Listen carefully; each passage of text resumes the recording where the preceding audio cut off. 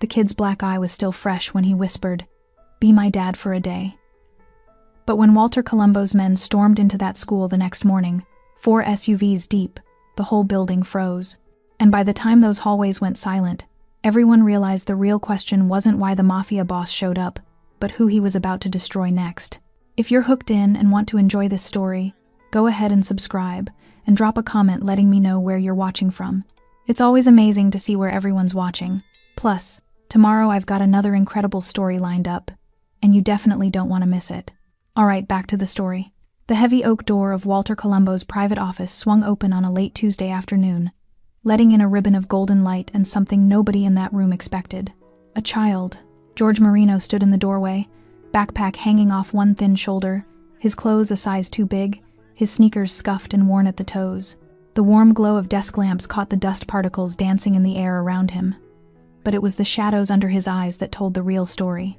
The room fell silent. Midway conversations died. Cigar smoke hung suspended. Someone's glass paused halfway to their lips. 5 of Walter's most trusted men turned as one, their eyes landing on the boy who'd just walked uninvited into the heart of organized crime. Walter Colombo set down the document he'd been reviewing, his tattooed fingers coming to rest on the dark mahogany desk. His eyes cold, calculating, weathered by decades of violence and survival, locked onto the boy's face with the precision of a man trained to read danger. That's when he saw it. The bruise blooming purple and yellow around George's left eye, swollen enough that the lid drooped slightly, fresh enough that you could still see the angry red edges creeping toward his temple. "You lost, kid," Vincent called from near the window, his massive frame casting shadows across the Persian rug. His voice carried more confusion than threat. George's throat moved as he swallowed hard. His small hands twisted around the worn straps of his backpack, knuckles going white. His sneakers shuffled against the hardwood floor. For a heartbeat, Walter thought the boy might run, but then something shifted. George's narrow shoulders straightened. His chin lifted despite the way his eyes glistened with unshed tears, and he said the words that would crack something open in every dangerous man in that smoke-filled room. Can you be my dad for one day?" The silence that followed carried the weight of decades. Every scar these men wore beneath their expensive suits pressed into the moment. Walter's jaw tightened as memories he'd buried deep threatened to surface. Behind him, Vincent shifted the enforcer who'd grown up dodging his father's fists. Across the room, Tony's eyes went dark, the lieutenant, whose old man disappeared when he was 8, leaving nothing but unpaid debts and broken promises. Walter rose slowly from his chair, his movements deliberate and controlled. The lamplight caught the edge of the tattoo that crept up from his collar, a serpent coiled around a cross. He crossed the distance between them with measured steps that made no sound. He stopped just in front of George, towering over the boy but somehow making himself less threatening in the process. His tattooed hand reached out slowly, gently tilting George's face toward the light. He studied the bruise with the careful attention of a man who'd given and received violence his entire life, and who knew exactly what kind of impact left that particular pattern. "Who did this to you?" Walter's voice was low, controlled, but carried an edge sharp enough to cut steel. George's lips trembled. His fingers unconsciously touched the tender skin around his eye, then jerked away as if the contact burned. He started, then stopped. His eyes darted to the other men in the room, then back to Walter's face. "I fell off my bike." Vincent snorted softly from behind them. "Try again, kid." Tony moved closer, his polished shoes clicking against the floor. He crouched down to George's eye level, his expression surprisingly gentle for a man who'd broken bones for a living. "That bruise," Tony said quietly, "came from someone's knuckles, someone who knew how to hit hard enough to hurt but not hard enough to break anything." He paused. "Someone who's done it before." George's carefully constructed facade shattered. His small chest heaved as he fought back sobs, but the tears came anyway, tracking down his bruised face in silent streams. "Rick." The name came out choked and broken. "My mom's boyfriend. He gets mad when she's at work, and she's always at work now. Double shifts at City General. We need the money since..." His voice dropped to barely a whisper. "Since my real dad died." Walter's expression didn't change, but every man in the room saw his hands slowly curl into fists at his sides. "Career day is tomorrow," George continued through his tears, the words tumbling out now like he couldn't stop them. "At school, every kid has to bring a parent to talk about their jobs. I don't have anyone." He looked up at Walter with eyes that held more pain than any child should carry. "My dad's gone. My mom works 16-hour shifts just to keep us fed. And Rick..." His voice cracked. Rick's not the career day type. George wiped his face with his sleeve, trying to compose himself. When he looked back at Walter, there was something desperate but also determined in his gaze. I chose you because nobody's afraid of Rick, but everyone is afraid of you. I thought, maybe if someone like you showed up, maybe Rick would finally leave us alone. Walter's tattooed hand came to rest on George's shoulder, protective, grounding, a promise written in the pressure of his grip. When he spoke, his voice carried a weight that made even his own men straighten unconsciously. Tomorrow morning, kid. I'll be there. But before George could respond, Vincent straightened from his position and said quietly, Boss, you're not going alone. Tony stood. Kid needs more than one guy. Another voice from across the room. Whole crew should go. One by one, every man in that office nodded. Walter's lips curved into something that wasn't quite a smile but carried the same dangerous promise. Wear something nice tomorrow, he told George. We'll handle the rest. If this moment shook you even a little, don't scroll past. Hit subscribe because no child should ever feel this alone again. The office door closed behind George with a soft click, leaving Walter alone with his men, and a silence that felt heavier than any decision he'd made in 20 years of running the city's underworld.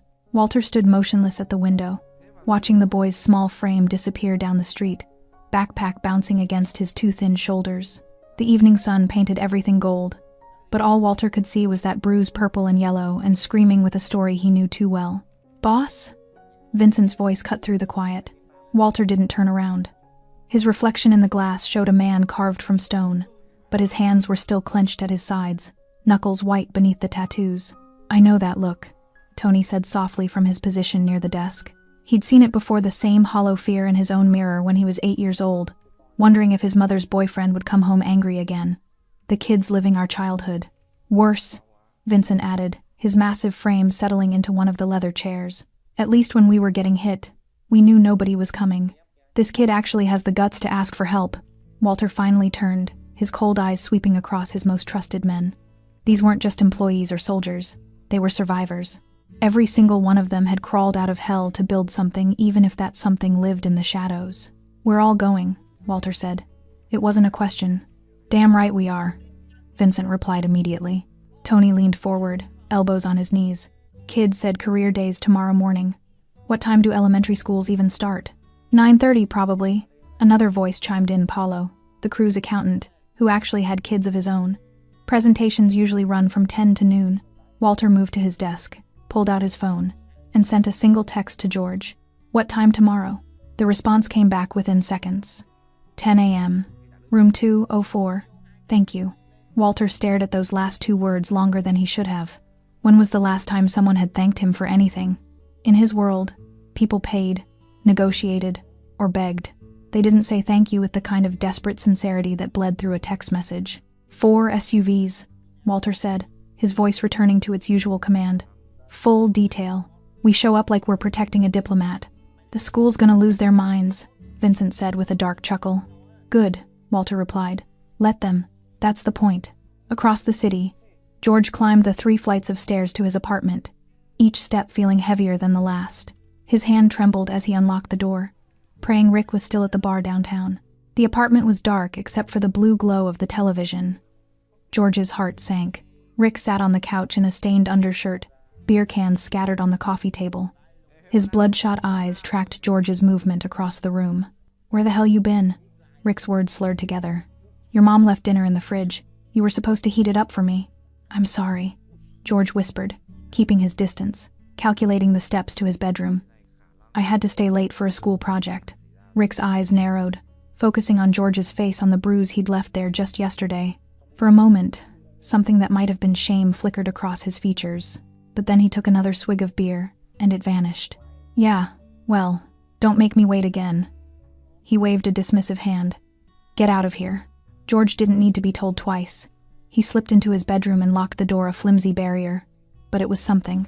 He pressed his back against it, sliding down until he sat on the floor, finally letting himself breathe.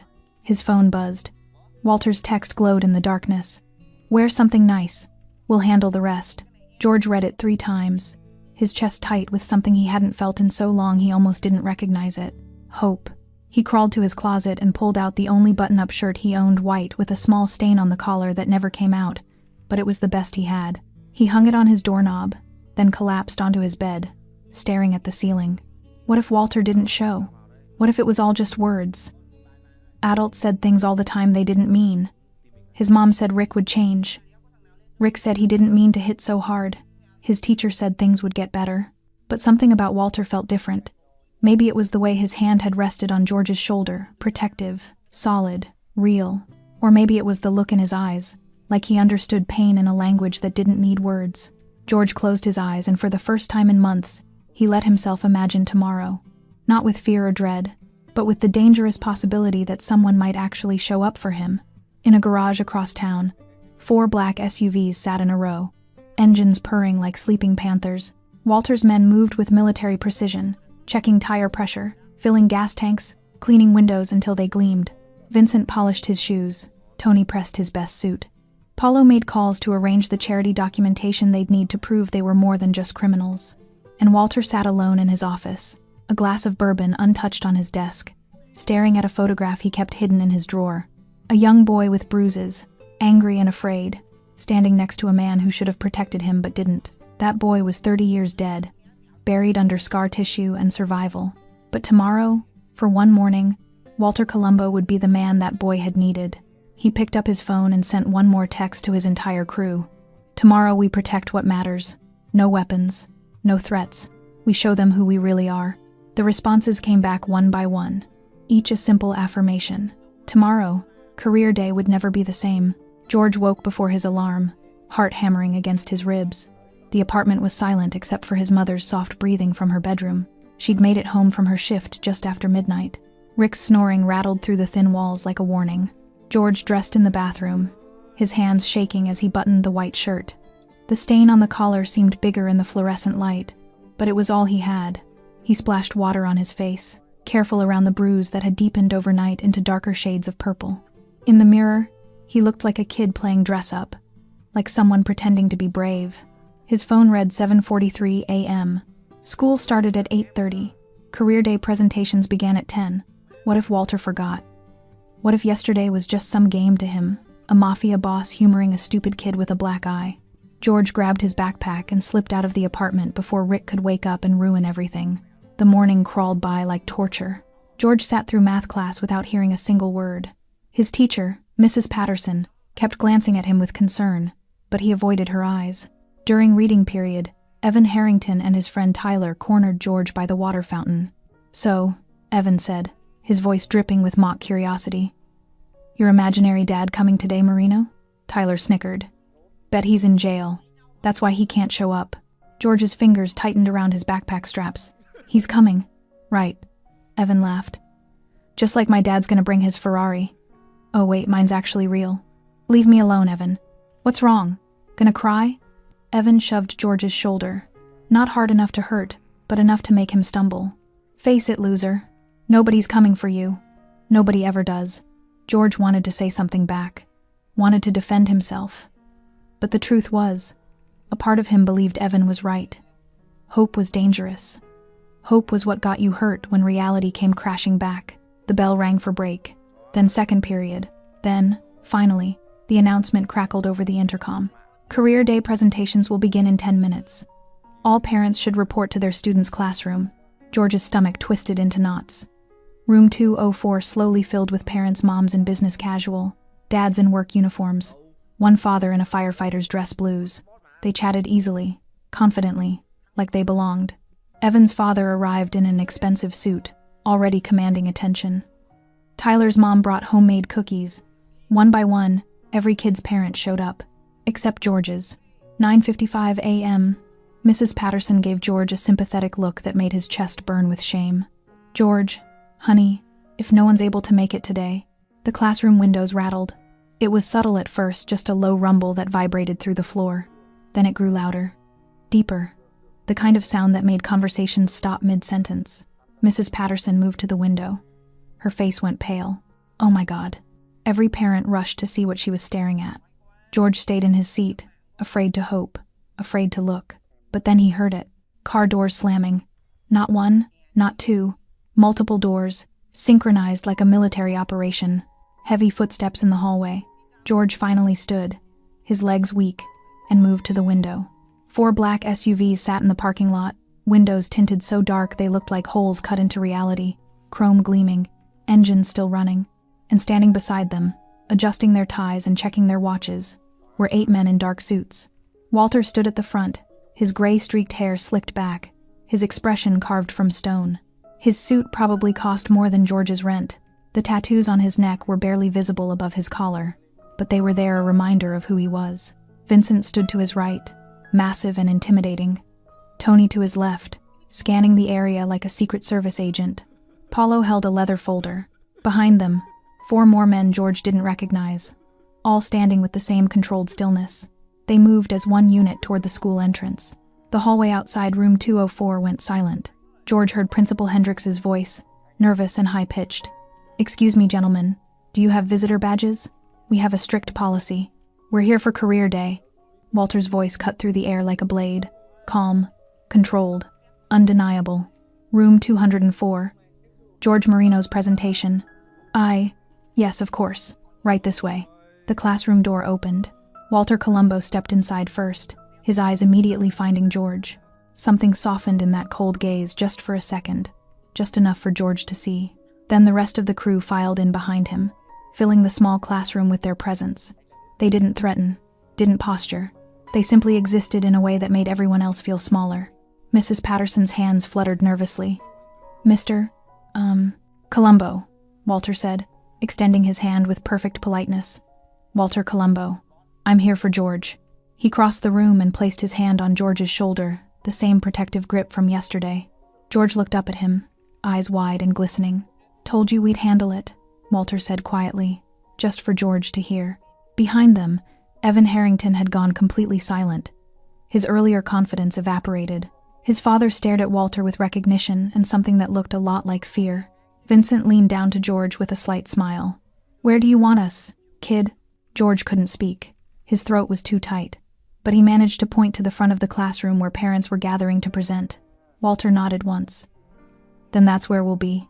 Every dangerous, tattooed, impossibly intimidating man in that crew moved to stand behind George's desk like an honor guard.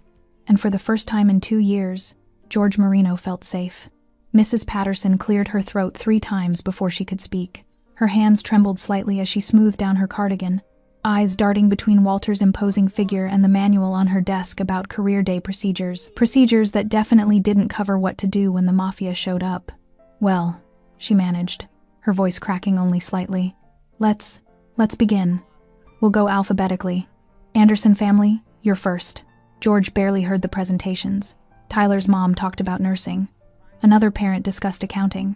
Evan's father droned on about commercial real estate development, his voice carrying the arrogant confidence of old money. But his eyes kept sliding toward Walter, and each time they did, he stumbled over his words. Finally, Mrs. Patterson's voice cut through George's anxious haze. "George Marino, you're next." George stood on shaking legs. Walter rose with him, one hand still resting protectively on his shoulder. The entire crew moved as one, creating a wall of suits and controlled power at the front of the classroom. Every parent leaned back slightly. Every kid sat up straighter. Walter positioned himself beside George, his presence somehow making George feel both smaller and infinitely larger at the same time. Vincent and Tony flanked them. Paulo opened his leather folder. The other men stood at attention, hands clasped in front of them like Secret Service agents. "My name is George Marino," George started, his voice barely above a whisper. He looked up at Walter, who gave him the slightest nod of encouragement. "And this is Walter Colombo and his family." The word felt right, more right than it should have. Walter stepped forward, his movements economical and precise. When he spoke, his voice filled the room without rising in volume, the kind of voice that made people listen whether they wanted to or not. "I run a private security and community investment firm," Walter said, the technical truth wrapped in careful language. "My organization operates throughout the city, providing protection services and financial support to neighborhoods that traditional institutions often overlook." He paused, letting that sink in. "But what my business card says doesn't define who we are. What defines us is what we do when nobody's watching." He gestured to Paulo, who pulled out photographs from the folder. "Last month, we funded a complete renovation of the Oakwood Community Center. 3 months ago, we provided scholarships to 15 students whose families couldn't afford school supplies. Paulo held up documentation receipts, thank you letters, photographs of smiling kids holding backpacks. We deliver meals to elderly residents who can't leave their homes, Tony added, his rough voice surprisingly gentle. Every Sunday, rain or shine, for 5 years now. Vincent spoke next. We've helped 3 families avoid eviction by negotiating with landlords and covering emergency expenses. Not loans, gifts. Because community isn't about profit, it's about showing up when people have nowhere else to turn. Mrs. Patterson's expression had shifted from fear to confusion to something approaching wonder. Other parents whispered to each other. Walter's eyes swept across the classroom, landing on each face with calculated precision. Society sees men like us and makes assumptions. They see the tattoos, the cars, the reputation, and they decide we're villains. His voice hardened slightly. Sometimes they're right, but we're also the ones who answer calls that 911 puts on hold. We're the ones who walk streets the police won't patrol. We protect what matters. His hand returned to George's shoulder. And when an 11-year-old kid shows up at my door asking for help, we don't turn him away. We show up, all of us. The silence in the classroom was absolute. George felt something crack open in his chest, something warm and overwhelming that he couldn't name. These men, these dangerous, feared men, had driven across the city and walked into an elementary school for him. Not for money, not for leverage, for him. The bell rang for recess, shattering the moment. Kids exploded toward the door, but George noticed how they gave Walter's crew a wide berth, a mixture of fear and awe on their faces. That was incredible, Mrs. Patterson said quietly to Walter, though her voice still carried uncertainty. George is lucky to have such dedicated support. Walter's expression didn't change. We're the lucky ones, ma'am. As students filed outside, Mrs. Patterson gently touched George's arm. Can I speak with Mr. Colombo privately for a moment? George's heart dropped. Was she going to call the police? Tell them to leave? But Walter nodded calmly. Vincent, take George outside. We'll be right there. Vincent's massive hand engulfed George's shoulder as he guided him toward the door. George looked back to see Mrs. Patterson closing the classroom door, her expression serious. Outside, kids clustered in groups, whispering and pointing at the SUVs. Evans stood near the basketball court, his earlier confidence completely shattered, but Tyler stood beside him, and as George approached with Vincent looming behind him, something ugly flickered in Tyler's eyes. So your dad is a criminal, Tyler said loud enough for others to hear. That's why he brought bodyguards. Probably going to jail after this. Vincent's jaw tightened, but he didn't move. George opened his mouth to respond, but Evans surprised everyone by stepping forward. Not in George's defense, but not an attack either. He looked confused, conflicted, his eyes distant. Shut up, Tyler, Evan muttered. What? What? Just shut up. Evan walked away, leaving Tyler standing there bewildered. Vincent crouched down to George's level, his voice low. Boss is gonna want to know something, kid. That bruise on your face, is it the first time that boyfriend of your mom's hit you? George's silence was answer enough. Vincent's expression darkened. Yeah, that's what I thought. Through the classroom window, George could see Mrs. Patterson talking urgently to Walter, gesturing with her hands. Walter stood perfectly still, listening with the intensity of a man gathering intelligence. Something was shifting. George could feel it. This wasn't just career day anymore. Walter emerged from the classroom 15 minutes later, his expression unreadable but his movements sharper, more purposeful. He walked straight to George, who stood near the playground equipment with Vincent watching over him like a guardian statue. We need to talk, Walter said quietly, crouching down so they were eye level. Your teacher shared some things with me, concerns she's had for a while. George's stomach twisted. I didn't say anything, I swear. I know you didn't. Walter's voice was gentle but firm. But teachers notice things, kid. Bruises that show up on Mondays, homework assignments that never get finished, the way you flinch when someone raises their voice. George felt his face burn with shame. He'd tried so hard to hide it all, to be invisible, to not cause problems. She's required by law to report suspected abuse, Walter continued. But reports get filed, investigated, and sometimes nothing changes. Sometimes kids slip through the cracks. His tattooed hand came to rest on George's shoulder. I don't let kids slip through cracks. Vincent's phone buzzed. He glanced at the screen, then at Walter. Tony's got the hospital supervisor on the line. George's mom is confirmed working a double started at 6 this morning. Won't be done until 10 tonight. Walter nodded slowly, something calculating moving behind his eyes. He stood and made a quick gesture. Within seconds, his entire crew had formed a loose circle around them, creating privacy in the middle of the crowded playground. "Paulo," Walter said quietly, "I need everything. Medical records every time the kid or his mother showed up at an ER or urgent care in the last 6 months. Cross-reference with her work schedule." Paulo was already typing on his phone. "On it. I've got a contact in medical records at City General who owes us a favor. Vincent, I want surveillance footage from their apartment building, lobby cameras, parking lot, anything that shows patterns of movement. When does Rick come and go? How often? Is he employed?" "Already made the call," Vincent replied. "Building super's son got into some trouble last year. We helped make it disappear. He'll cooperate. Tony, police reports. Any domestic disturbance calls to that address. Any history on Rick, full name Richard Castellano, age 37. I want to know if he's done this before." Tony pulled out a small notebook, scribbling rapidly. "I'll have it by tonight." George watched this unfold with growing disbelief. These men were mobilizing like a military operation for him, not with guns or threats, but with phones and contacts and the kind of systematic information gathering that law enforcement would take weeks to accomplish. "What about the boyfriend?" Vincent asked, his voice dropping lower. "Want me to pay him a visit? Nothing permanent, just educational." "No." Walter's response was immediate and sharp. "We do this clean, legal, airtight. If we touch him, it muddies everything. We build a case so solid that he can't hide behind excuses or charm his way out." He turned back to George. "When does Rick usually get home?" "Around 5, George whispered. "He works construction sometimes, but mostly he just drinks and gets angry." "Does he hit your mother?" George's silence stretched too long. "George," Walter's voice gentled, "does he hit your mother?"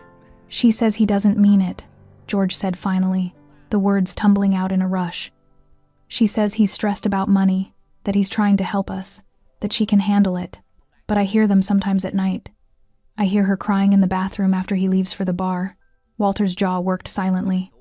Behind him, Vincent's massive hands curled into fists. Tony looked away, his own childhood demons clearly surfacing. "How long has he lived with you?" 6 months. He said we needed help with rent after Dad died. Mom was struggling with all the bills and the funeral costs and everything. Rick seemed nice at first. He brought groceries, fixed the sink, made her laugh. George's voice cracked. Then he moved in and everything changed. Paulo looked up from his phone. "Just got confirmation George has been to the ER twice in the last 4 months. Once for a fall down the stairs, once for a bike accident. Both times his mother brought him in during her shifts at the hospital, so she could make sure the paperwork looked clean," Tony muttered. "Smart, tragic, but smart." Walter stood, his mind clearly working through strategies. "We need to move carefully. If we spook him, he could hurt them and run. If we go through official channels too fast, there's a chance George ends up in foster care while they investigate." "What about protective custody?" Vincent suggested. "For how long? And based on what hard evidence? A bruise and a teacher's suspicions?" Walter shook his head. "We need more. We need a pattern that's undeniable." George felt panic rising. "What if he finds out you're looking into him? What if he gets mad at my mom because of this?" Walter crouched back down, meeting George's terrified gaze with absolute certainty. "Listen to me very carefully. From this moment forward, you and your mother are under our protection. Rick doesn't know that yet, but he will. And when he does, he'll understand that touching either of you again would be the last mistake he ever makes." "But you said no violence." "I said we're doing this legal," Walter corrected. "That doesn't mean we're doing it soft. It means we're doing it smart. By the time we're done, Rick won't just leave, he'll be legally barred from ever coming near you again. Prison bars or restraining orders, I don't care which. But he's done." Vincent's phone buzzed again. He read the message and his expression darkened. "Boss. Building surveillance just came through. Rick's been bringing friends over when George's mom works nights. They're gambling, cards and cash on the kitchen table, multiple witnesses." Walter's smile was cold and sharp as a knife. "Illegal gambling in a residential building. That's a start," Paulo added. "Hospital records show George's mom treated for a sprained wrist 3 weeks ago. Signed off as fell at work, but the attending physician's notes indicate inconsistency with her explanation. The pieces were falling into place." Walter straightened, his voice carrying command. 24 hours. I want everything documented, verified, and ready to present. We move on this tomorrow night." He looked down at George. "Can you be strong for one more day?" George nodded, not trusting his voice. "Good, because tomorrow this ends." George barely slept that night. Every creak of the apartment, every footstep in the hallway outside sent his heart racing. He lay in his bed, fully clothed, clutching his phone like a lifeline. Walter's number pulled up and ready to call. Rick had come home drunk just after 9, slamming the door hard enough to rattle the pictures on the wall. George heard his mother's voice, low and pleading, heard Rick's angry response, slurred words about disrespect and embarrassment. Then he heard her crying. George pressed his pillow over his head and counted the minutes until silence returned. The next day at school felt surreal. George moved through his classes like a ghost, barely registering lessons or conversation. Mrs. Patterson kept glancing at him with concern. During lunch, Evan Harrington sat 3 tables away, staring at his food without eating, his usual smugness completely absent. Something had shifted in Evan too. George noticed it but couldn't process why. At 3:15 p.m., the final bell rang. George gathered his things slowly, deliberately delaying the walk home. His phone buzzed a text from Walter. "Vincent is outside in the gray sedan. He'll follow you home. You're not alone." George's hands shook as he typed back. Rick saw the photos from career day. "They're online. He knows." The response came instantly. "We're already moving. Get home. Act normal. We'll be there before dark." The apartment was too quiet when George unlocked the door. No television, no sounds from the kitchen, just silence that felt heavy and wrong. Then he saw Rick sitting at the kitchen table, a laptop open in front of him. His bloodshot eyes tracked George's movement across the room. On the screen, George could see images from yesterday, Walter's crew standing beside him, the black SUVs, the unmistakable presence of organized crime walking into an elementary school. "So," Rick said, his voice dangerously calm, "you've got friends now, dangerous friends." George froze, his backpack suddenly feeling impossibly heavy. "You think I'm scared?" Rick stood, the chair scraping loudly against the floor. "You think some gangsters showing up at your little school means anything? You think they're gonna protect you?" "They're not gangsters," George whispered. They're criminals, you stupid kid." Rick moved closer, and George could smell the alcohol on his breath even from 6 feet away. "And you just made everything worse. You know what your mom's gonna think when she finds out you've been hanging around with the Mafia? When child services starts asking questions because you couldn't keep your mouth shut?" George backed toward his bedroom door. "I didn't tell anyone anything. Your teacher pulled your mom aside today at the hospital, asked her about concerning patterns, asked if everything was okay at home." Rick's face flushed red. "You're making your mother look bad, making us look bad, after everything I've done for this family." "You hit me!" The words burst out of George before he could stop them.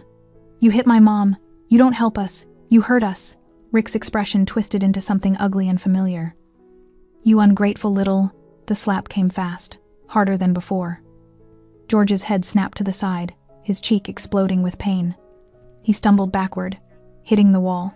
"That's for embarrassing me," Rick snarled. "And for thinking you're brave enough to..." The front door didn't knock.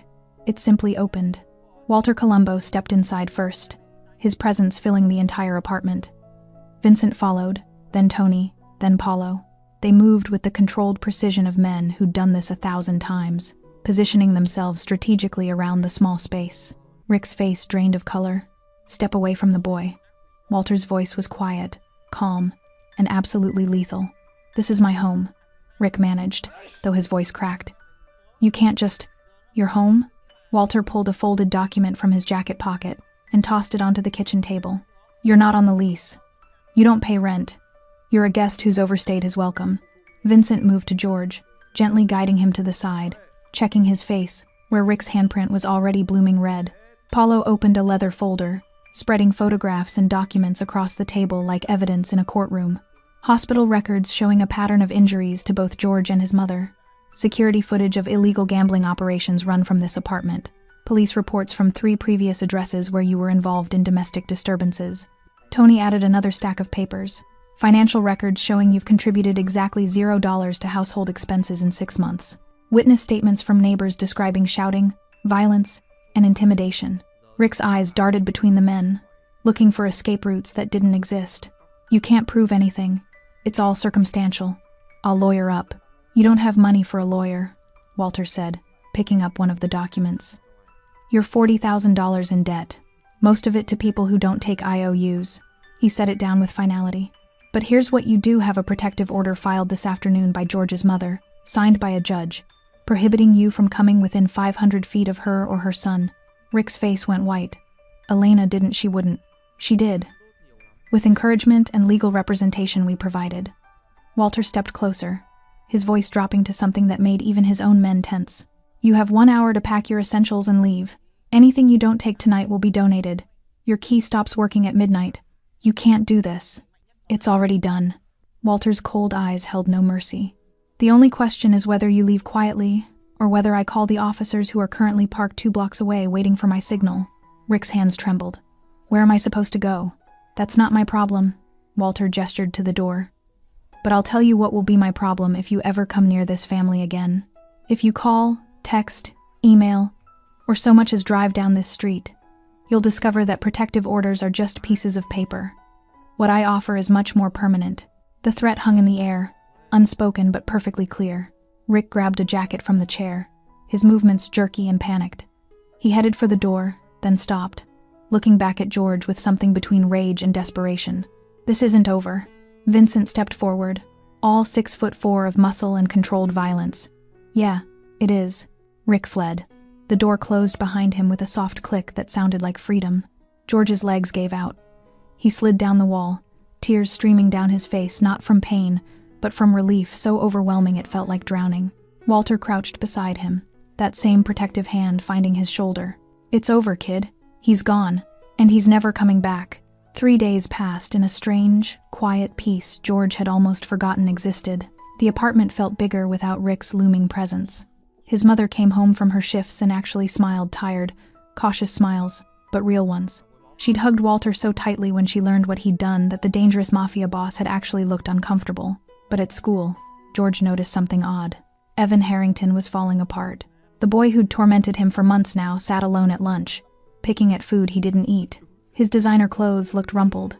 Dark circles shadowed his eyes. During Mrs. Patterson's class, Evan stared out the window with the kind of hollow expression George recognized from his own mirror. On Thursday afternoon, George watched Evan slump against his locker, head in his hands, completely still. Other kids walked past without noticing, but George saw something he'd been too hurt to see before. Evan looked exactly like George had looked 2 weeks ago. Broken, scared, alone. George pulled out his phone and texted Walter. Something's wrong with Evan, the kid who used to bully me. Can you look into it? The response came within minutes. Already on it. Been watching him since career day. Something didn't sit right. That evening, Vincent sat in a parked car outside the Harrington estate, a sprawling property in the wealthiest part of the city, complete with iron gates and manicured lawns. The kind of place that screamed money and privilege. But Vincent had learned decades ago that expensive houses often hid the ugliest secrets.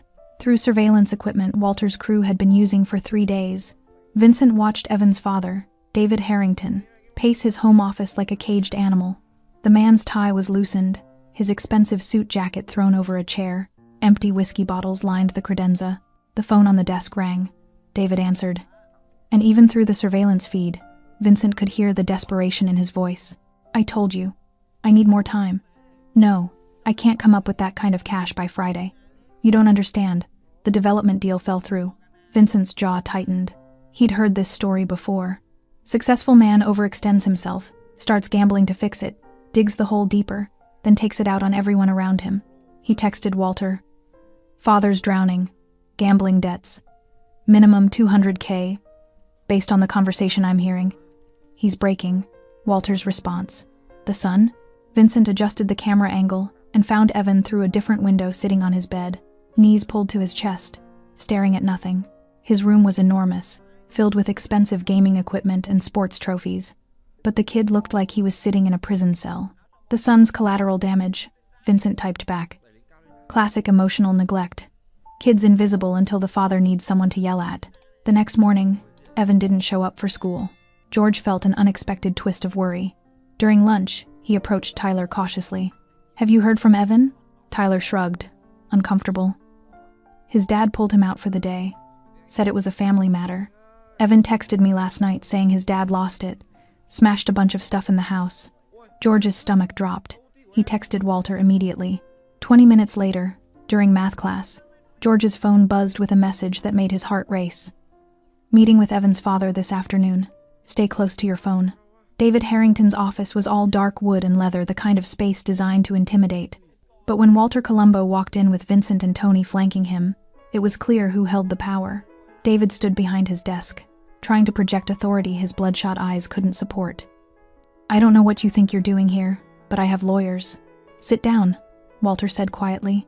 Something in his voice made David obey despite himself. Walter placed a folder on the desk. Your son has been bullying a boy under my protection. At first, I assumed it was just cruelty, kids being kids. But then I started looking closer. He opened the folder, revealing photographs, financial documents, and surveillance logs. You're drowning in debt. Illegal gambling, failed real estate deals, loans from people who don't negotiate payment plans. You're leveraged to the point of collapse.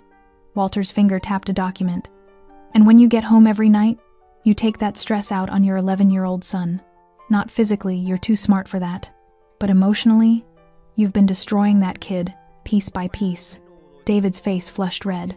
How dare you? My relationship with my son is none of your... Your son is hurting other kids because he's learned that's how you handle pain, you pass it down. Walter leaned forward, his voice dropping to something sharp and unforgiving. And I don't tolerate that. Not anymore. What do you want? Money? I don't have. I don't want your money. Walter pulled out another document. I want you to fix yourself. Gambling addiction counseling. I've already arranged it with a specialist. Financial restructuring.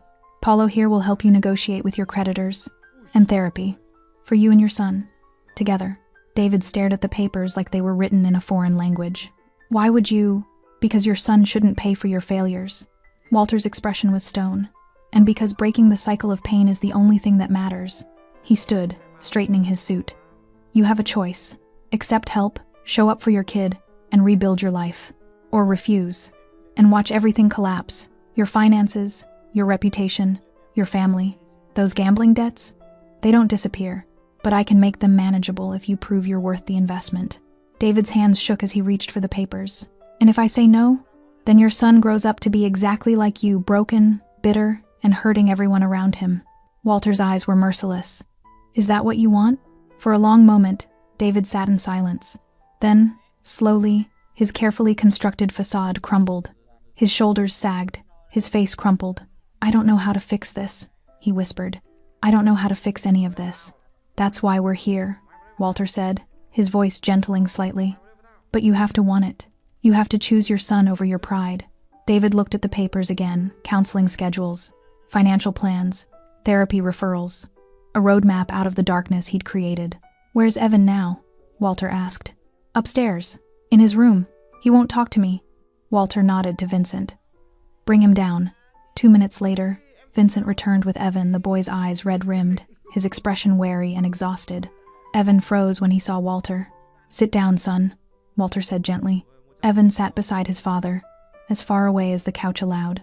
Walter crouched in front of them both. Evan, your father has some things he needs to say, and this time, he's going to mean them.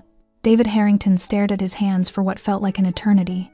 The expensive office, the leather furniture, the framed awards on the walls, all of it seemed to mock him now. Walter stood perfectly still, waiting with the patience of a man who understood that some truths couldn't be rushed. Finally, David turned to his son. Evan, his voice cracked. I've failed you. Not just recently, for a long time now. Evan's jaw tightened, his eyes fixed on the floor. I told myself I was working hard for our family, that the pressure I felt was just part of being successful. But the truth is, I was chasing something that didn't matter. And when it all started falling apart, I blamed everyone except myself. David's hands trembled. I blamed the market, the economy, bad luck. And then I started blaming you for needing things, for existing. A tear slid down Evan's cheek, but he didn't move. You weren't supposed to hear me on the phone with creditors. You weren't supposed to know I was gambling away your college fund trying to fix my mistakes. You weren't supposed to feel like you had to be invisible just to keep me from exploding.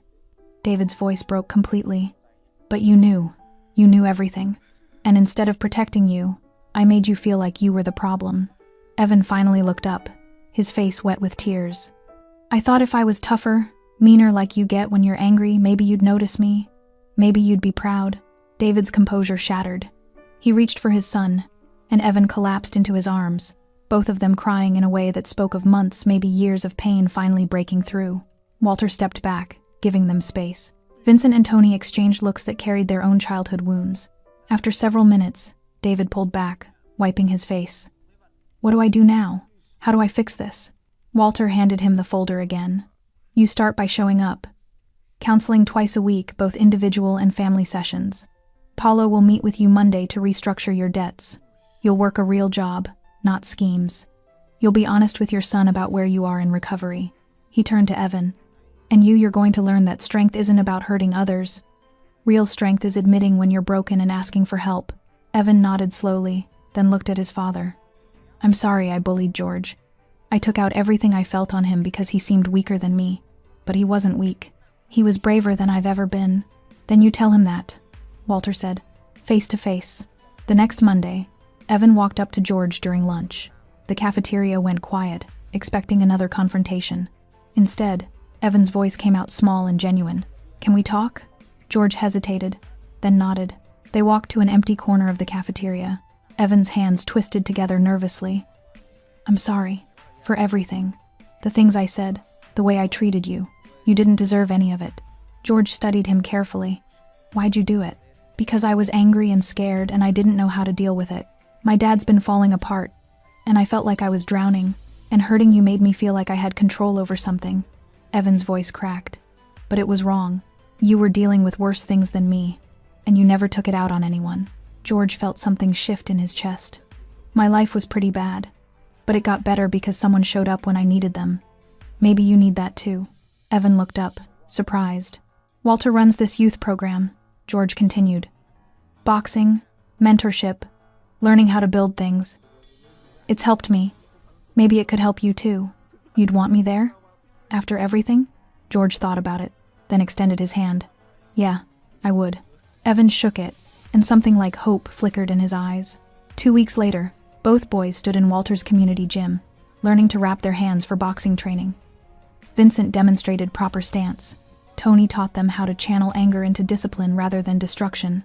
George's mother arrived after her shift, bringing sandwiches. David Harrington showed up too, sober and present, watching his son with genuine attention for the first time in months. Walter stood at the back, arms crossed, observing the transformation. "You did good, boss," Vincent said quietly. "They did the work," Walter replied. "We just showed them it was possible." George and Evan sparred lightly, both laughing when they stumbled. Two broken kids learning to heal together, surrounded by dangerous men who'd learned that true strength meant protecting the vulnerable. Family wasn't just blood anymore. It was whoever showed up when everything fell apart and stayed to help rebuild what was broken. The envelope arrived on a Tuesday morning, thick and official. Walter turned it over in his tattooed hands, recognizing the seal of George's high school immediately. Vincent leaned against the office doorframe, coffee in hand, watching with knowing eyes. "Graduation invitation," Vincent said. It wasn't a question. Walter opened it carefully. Inside, a handwritten note fell out. "Walter, you changed my life 7 years ago when you showed up at Career Day. Now I'm asking you to show up one more time. I graduate top of my class on June 10th, and I want you there. You and the entire family. Please come watch me walk across that stage. I wouldn't be here without you. George." Walter stared at the note longer than necessary, something tightening in his chest that he refused to name. "We going?" Vincent asked. "Yeah," Walter said quietly. "We're going." 7 years had transformed the scared 11-year-old into someone Walter barely recognized. George Marino stood at 6 feet now, lean and confident, his bruises long healed and replaced with the quiet strength of someone who'd survived and thrived. He'd spent those years in Walter's mentorship program, learning discipline, focus, and purpose. He'd volunteered at the same community center Walter's crew had renovated. He'd maintained a 4 gigapascals while working part-time to help his mother with bills. He'd become friends with Evan Harrington, and together they'd created an anti-bullying program at their school. But more than academics or achievements, George had learned what it meant to be a good man, from watching Walter and his crew operate protecting the vulnerable, keeping their word, showing up when it mattered. Now, as the graduation ceremony approached, George stood in his cap and gown backstage, hands trembling slightly, not from fear, but from the weight of how far he'd come. His mother appeared beside him, her nurse's uniform replaced with a dress for the occasion. The exhaustion that had defined her 7 years ago had faded. She'd remarried last year a kind radiologist from City General, who treated her and George with the gentleness they deserved. Rick was a distant, ugly memory. "You ready?" she asked, adjusting his cap. "Yeah," George said. "Is Walter here?" Walter, Vincent, Tony, Paulo, and about 6 others I didn't recognize. She smiled. "They're sitting in the back row. Apparently, they didn't want to draw attention." George laughed. Like they could ever not draw attention. The principal's voice echoed through the speakers. "Ladies and gentlemen, please welcome the graduating class." The ceremony was a blur of names and applause. George barely registered any of it until he heard his own name called. George Marino, valedictorian, graduating summa cum laude, recipient of the Community Leadership Award. George walked across the stage to thunderous applause, but his eyes found the back row immediately, 8 men in dark suits standing as one, clapping with genuine pride etched on weathered faces. Walter's cold expression had softened into something George had only seen a handful of times: pride, respect, and something that looked a lot like love. After receiving his diploma, George stepped to the podium for his valedictorian speech. His prepared notes sat in his pocket, but he didn't need them. 7 years ago, George began, his voice steady and clear. "I was broken. My father had died. My mother worked herself to exhaustion. Her boyfriend used me as a punching bag. I had nowhere to turn and no one to help me. The audience had gone silent, so I did something crazy. I walked into the office of the most feared man in the city and asked him to be my dad for one day." George's eyes found Walter. He said yes, but he didn't just show up for one day. He showed up for 7 years. He and his family taught me that strength isn't about violence. It's about protecting people who can't protect themselves. Several people in the audience shifted uncomfortably, recognizing who George was talking about. Society tells us that men like Walter Colombo are villains, that organized crime is just about money and power and hurting people. George's voice grew stronger. But they never tell you about the scholarships his organization funds, the meals delivered to struggling families, the community centers rebuilt, the kids like me who were saved. He paused, emotion threatening to crack his composure. Family isn't blood. It's the people who show up when you're broken and stay to watch you heal. It's the people who see potential in a scared kid with a black eye and decide he's worth fighting for. George looked directly at Walter now. "Thank you for being my family. Thank you for showing me what real strength looks like. And thank you for proving that sometimes the most unexpected people become our greatest heroes." The auditorium erupted in applause. Several people stood first, George's mother, then Evan and his father, then more and more until the entire crowd was on their feet, except for 8 men in the back row who remained seated, nodding with quiet dignity. After the ceremony, graduates flooded the lawn outside, taking photos with families and friends. George found himself surrounded by well-wishers, but his eyes kept scanning the crowd for Walter. He finally spotted them near the parking lot, the entire crew standing beside their familiar black SUVs, waiting patiently while others celebrated. George excused himself and walked over, his graduation gown flapping in the evening breeze.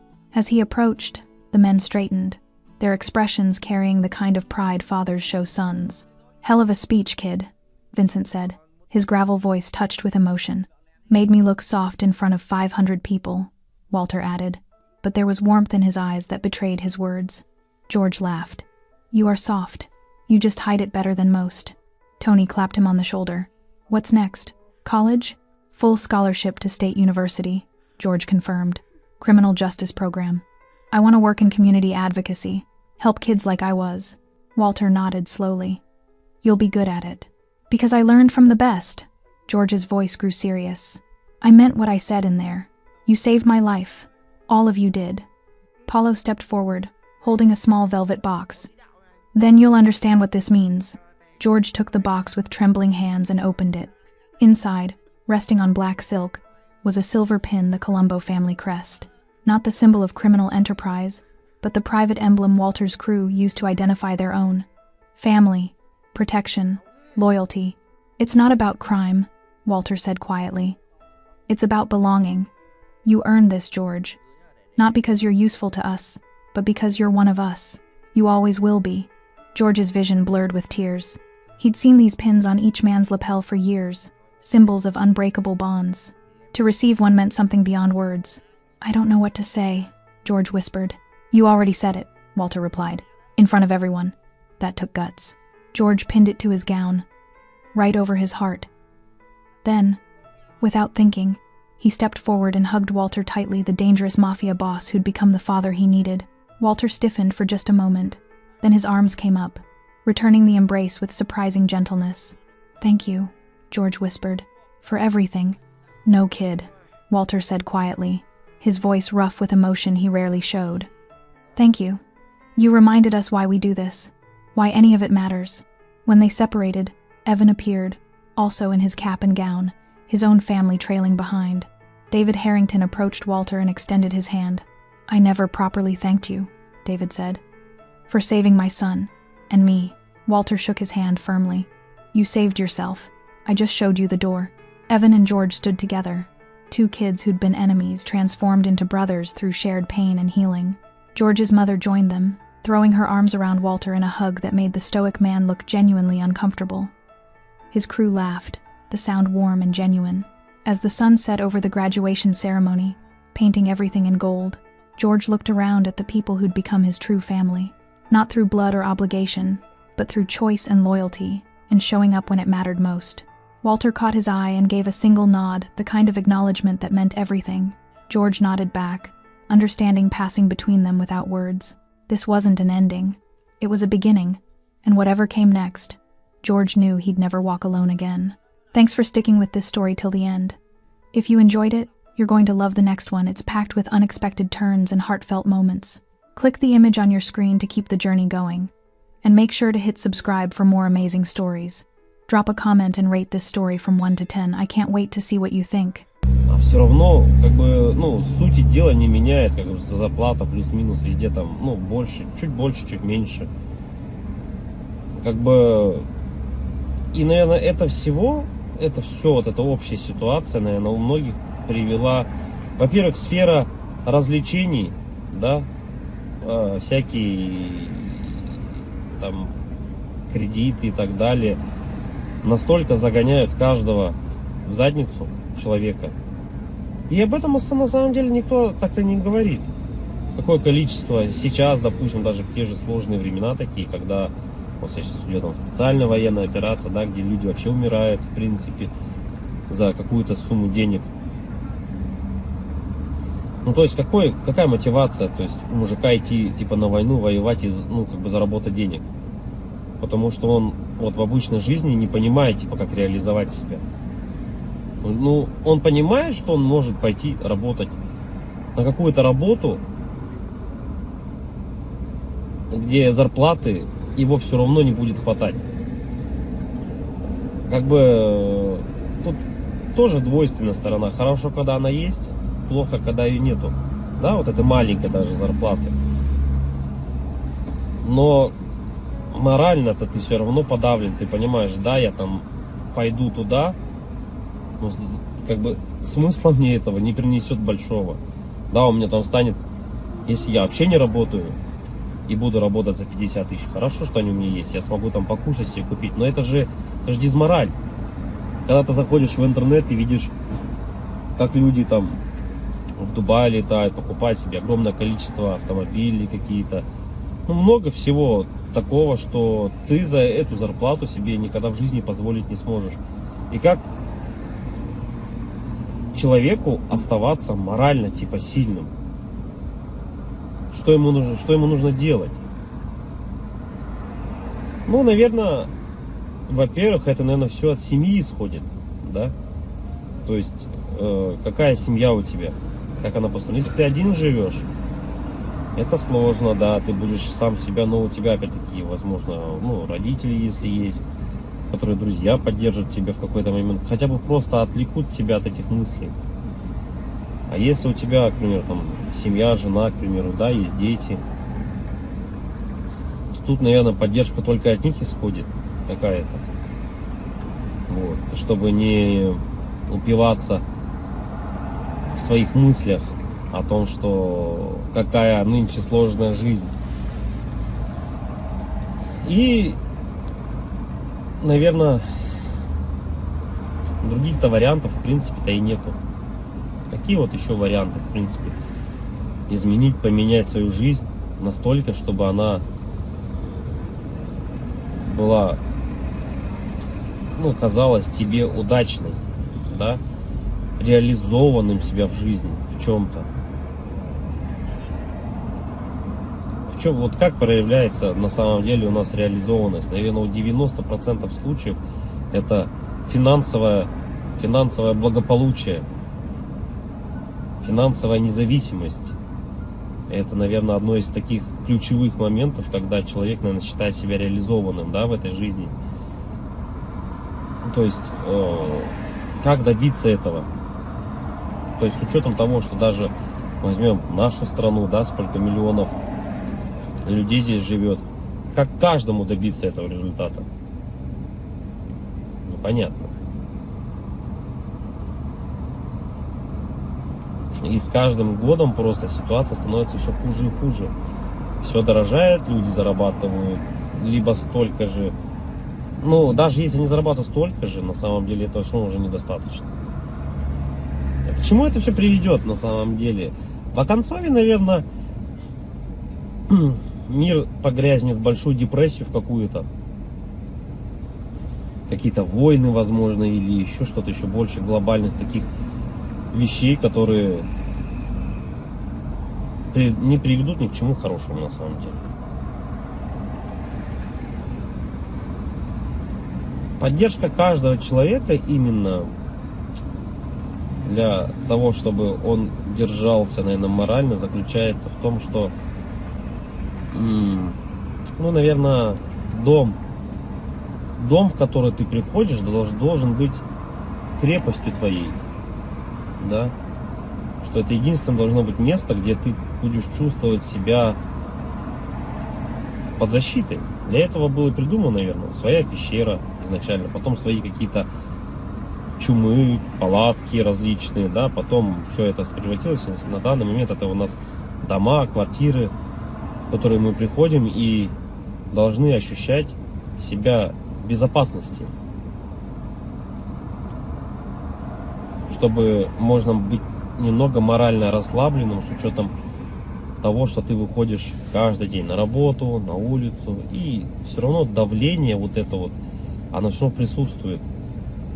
Когда ты заходишь в магазин, видишь цены эти, да, и так далее, не можешь себе что-то там приобрести, позволить на ежедневной основе, это откладывает большой, наверное, отпечаток.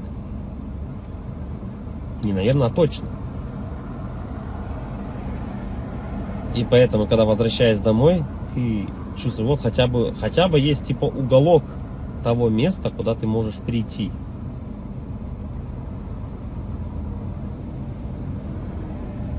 Уголок на самом деле человеку много тоже не надо.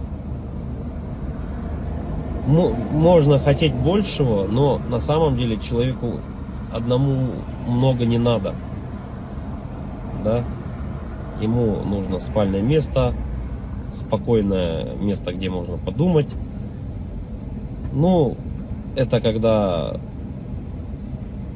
ты один, к примеру, да? Когда у тебя есть семья, к примеру, ты приходишь домой, опять-таки, тут хотя бы, да, поговорить о каких-то вещах. Просто об отрешенных вещах, наверное. И, возможно, при этих же условиях у тебя и появляется какая-то дополнительная мотивация для реализации себя. А когда у тебя нету ничего,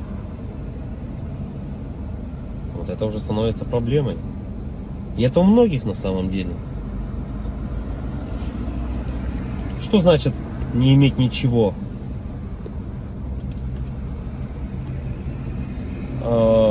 Тут, наверное,